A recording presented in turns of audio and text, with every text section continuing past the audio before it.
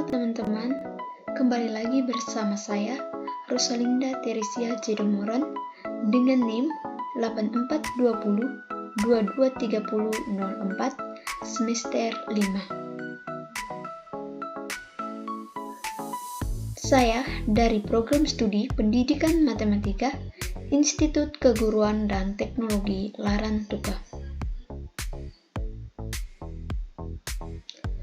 Video ini saya buat untuk memenuhi salah satu tugas mata kuliah pemodelan matematika dengan dosen pengampu Ibu Roberta Urun-Hurit, SSI MPD.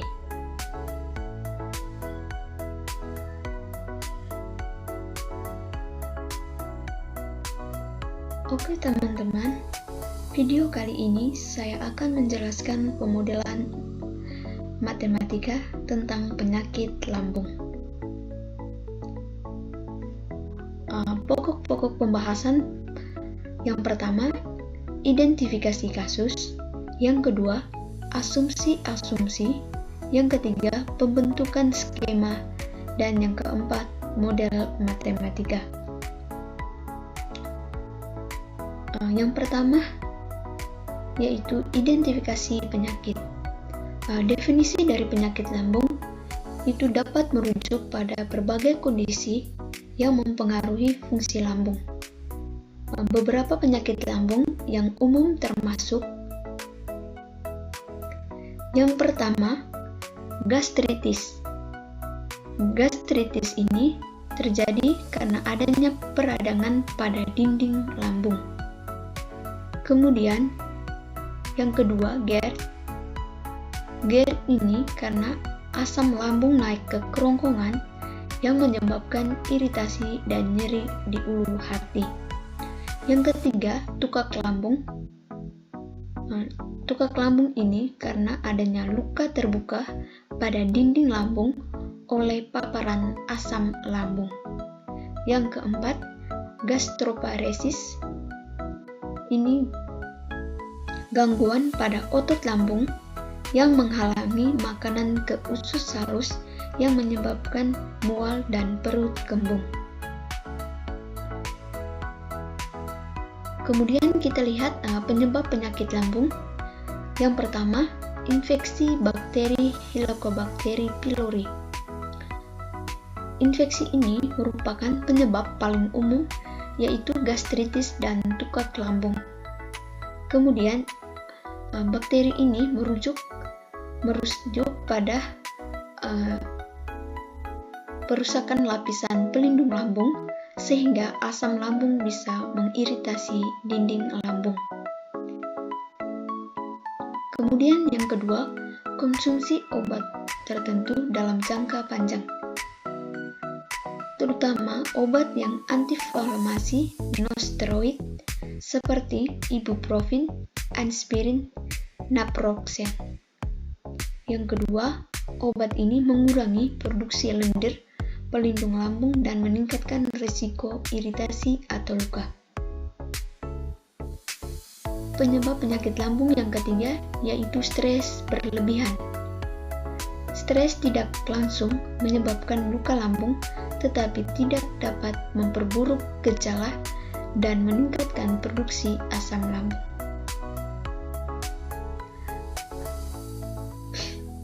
Pada beberapa orang, stres itu memicu perubahan pola makan yang memperparah kondisi lambung.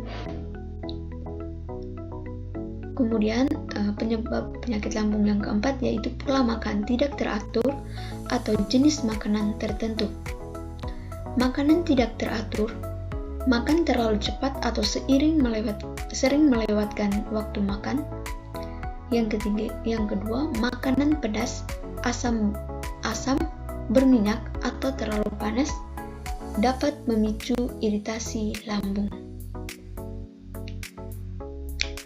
Kemudian ada gejala dan tanda dari penyakit lambung. Yang pertama, nyeri atau rasa terbakar di perut bagian atas. Yang kedua, mual atau muntah. Yang ketiga, susah makan atau kehilangan nafsu makan. Yang keempat, kembung. setelah kita melihat identifikasi kasusnya, kita bawakan dia ke dalam asumsi-asumsi. Yang pertama, kita lihat faktor-faktor yang mempengaruhi penyakit lambung. Yang pertama, setiap individu dalam populasi pada waktu T selalu berada di dalam salah satu subpopulasi, yaitu rentang atau S, terpapar atau E, infeksi atau I, sembuh atau R. Yang kedua, individu rentang bisa terkena penyakit lambung jika dipengaruhi oleh gaya hidup dan pola makan yang tidak sehat. Yang ketiga, individu rentang akan menjadi individu terpapar karena adanya pengaruh asam lambung seperti nyeri perut dan kembung. Yang keempat, terdapat kematian alami dalam setiap populasi. Yang kelima, faktor kelahiran diasumsikan masuk ke dalam subpopulasi rentan. Yang keenam, individu belum terinfeksi atau belum menunjukkan gejala penyakit lambung tetapi memiliki potensi terkena penyakit. Yang ketujuh, produksi asam lambung meningkat akibat pola makan tidak sehat dan stres. Yang kedelapan, individu terpapar akan sembuh karena adanya faktor pelindung lambung seperti mukus dan sistem imun. Kemudian yang kesembilan, infeksi bakteri Helicobacter pylori merupakan penyebab umum gastritis dan tukak lambung yang meningkatkan laju kerusakan lambung. Kemudian yang ke-10, stres, pola makan, dan penggunaan obat-obatan meningkatkan laju pertambahan asam lambung. Yang ke-11, tubuh memiliki kemampuan memperbaiki jaringan lambung secara alami dengan laju pemulihan yang sebanding dengan faktor pelindung. Yang ke-12, individu yang terinfeksi penyakit lambung akan sembuh apabila mengonsumsi obat-obatan dan menjaga pola makan. Yang ke-13, faktor genetik atau keturunan mungkin berperan dalam menentukan kerentanan seseorang terhadap penyakit lambung. Yang ke-14, lingkungan dan gaya hidup modern, misalnya pola kerja yang padat dan kurangnya istirahat, dapat memperbesar kemungkinan terjadinya gangguan lambung.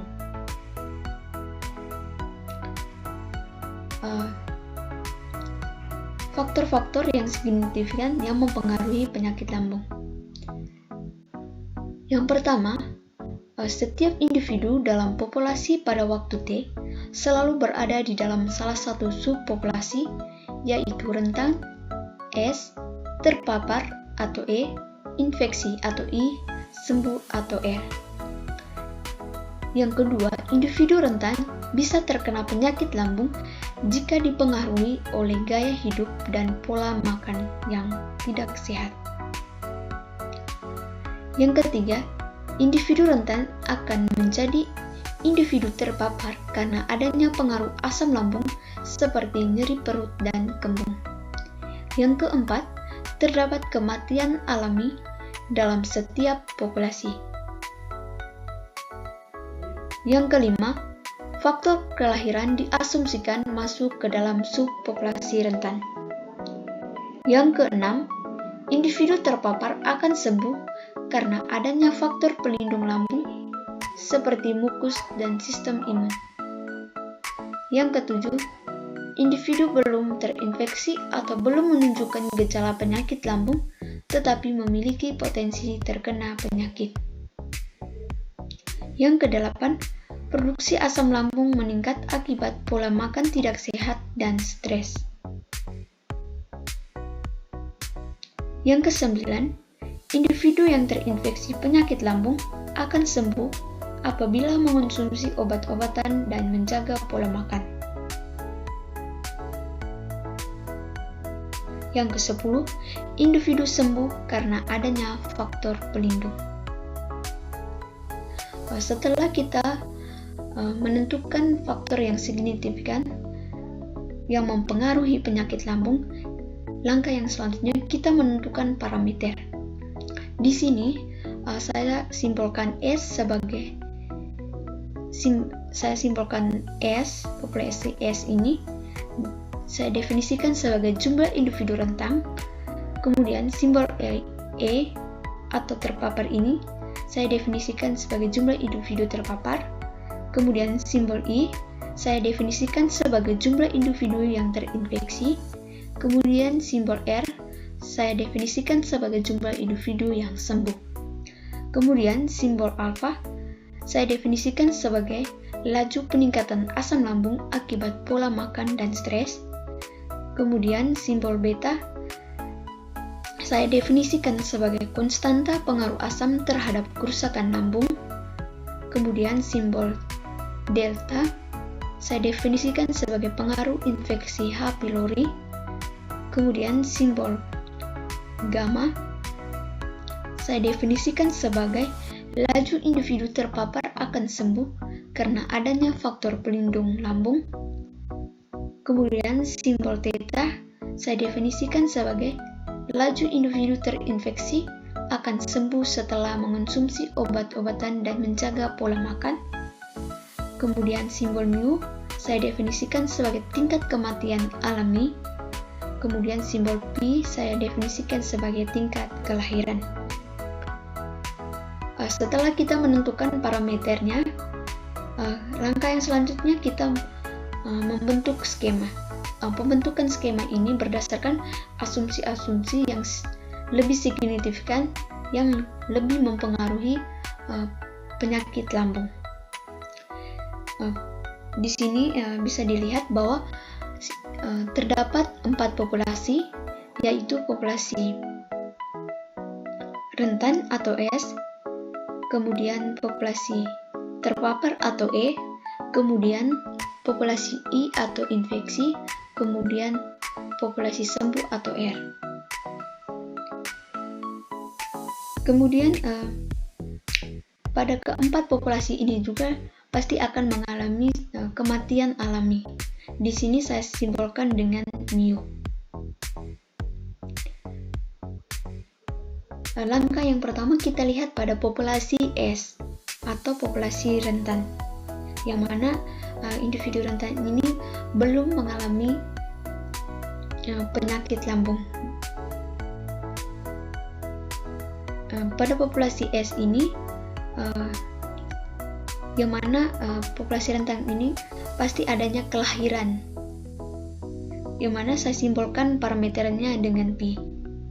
Kemudian pada populasi S juga dia mengalami mengalami pengurangan, yaitu kematian alami, yang mana saya simbolkan dengan mu S. Kemudian dari individu rentan ini dia mengalami pengaruh asam terhadap kerusakan lambung. Individu rentan ini dia mengalami kerusakan lambung.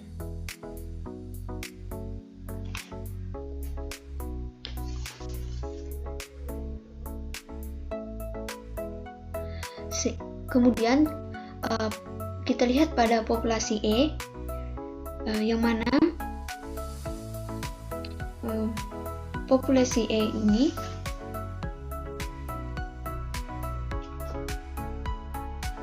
mengalami supply dari populasi S, yaitu beta S. Di sini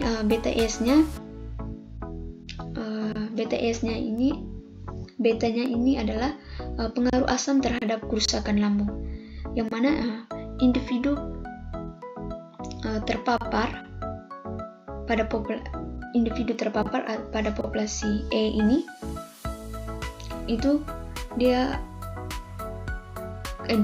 mempengaruhi asam terhadap kerusakan lambung karena adanya pengaruh asam terhadap kerusakan lambung. Kemudian pada populasi populasi terpapar juga dia mengalami kematian alami, yang mana parameternya dengan μA. Kemudian pada populasi E juga dia mengalami penambahan, yaitu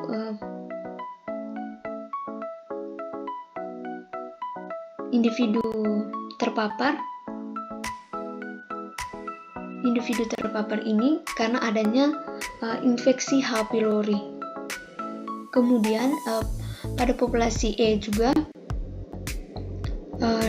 dia mengalami pengurangan, yang mana pada populasi E atau individu yang terpapar dia akan sembuh karena adanya pemulihan lambung akibat faktor pelindung, yang mana saya simbolkan dengan gamma R. Kemudian pada populasi E juga dia mengalami pengurangan karena individu terpapar akan terinfeksi karena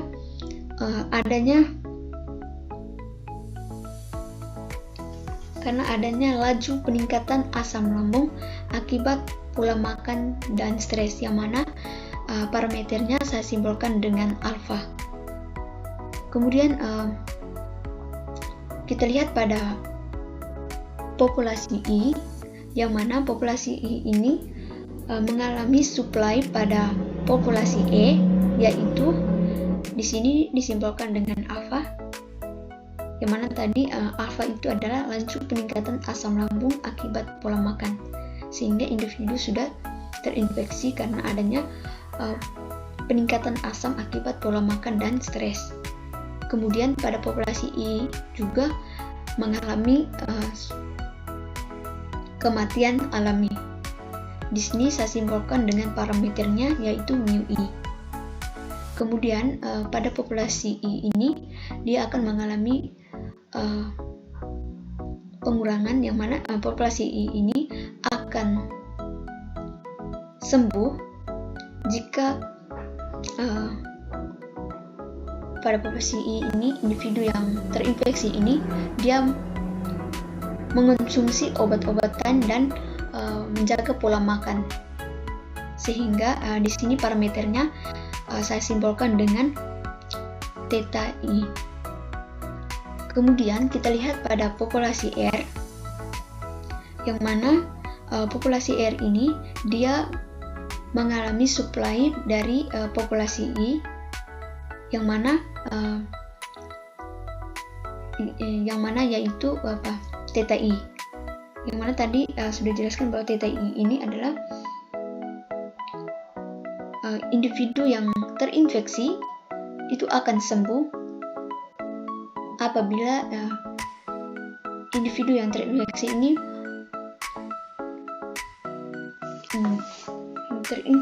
mengonsumsi obat-obatan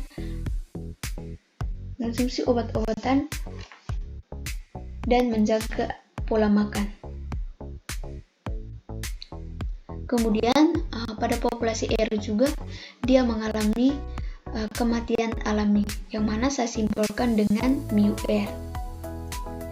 Kemudian pada populasi R ini dia mengalami penambahan, yang mana pada populasi terpapar dia akan sembuh karena adanya faktor pelindung.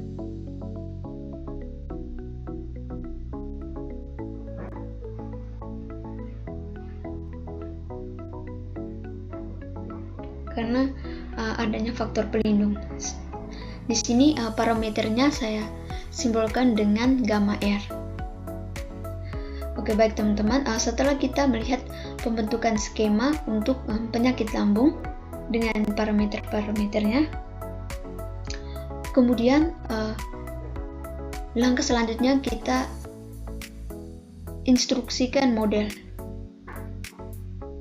Di sini perlu diingat bahwa setiap populasi seiring berjalannya waktu pasti akan mengalami perubahan. Nah, di sini kita fokus pada populasi es. Pada populasi es ini kita misalkan ketika anak panah masuk pada populasi es ini, kita misalkan dengan operasi penjumlahan, kemudian anak panah keluar pada populasi es, kita misalkan dengan pengurangan.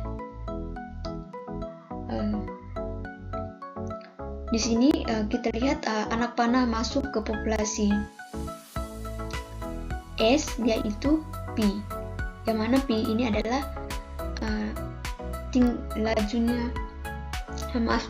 adanya tingkat kelahiran.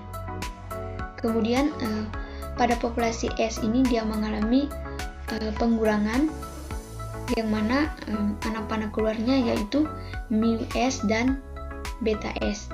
Di sini untuk konstruksi modelnya yaitu ds per dt sama dengan pi kurang mu S kurang beta S. Kemudian kita lihat konstruksi model yang kedua yaitu pada populasi E, yang mana pada populasi E ini anak panah yang masuk itu ada dua, yang mana ada parameter BS dan parameter delta. Kemudian anak panah keluar pada populasi E yaitu mu E, gamma R, dan alfa. Sehingga untuk konstruksi modelnya yaitu dE per dt sama dengan beta S kurang mu E ditambah dE kurang gamma R kurang alfa. Kemudian kita lihat ke populasi I atau terinfeksi. Untuk anak panah masuknya yaitu alfa, kemudian untuk anak panah keluarnya itu mu I dan theta E. Sehingga untuk konstruksi modelnya yaitu dI per dt sama dengan alfa dikurangi mu I dikurangi theta I. Kemudian yang terakhir kita lihat pada populasi R. Di sini anak panah yang masuk pada populasi R yaitu theta I dan gamma R. Sedangkan anak panah yang keluar pada populasi R yaitu mu R. Sehingga untuk konstruksi modelnya yaitu dR per dt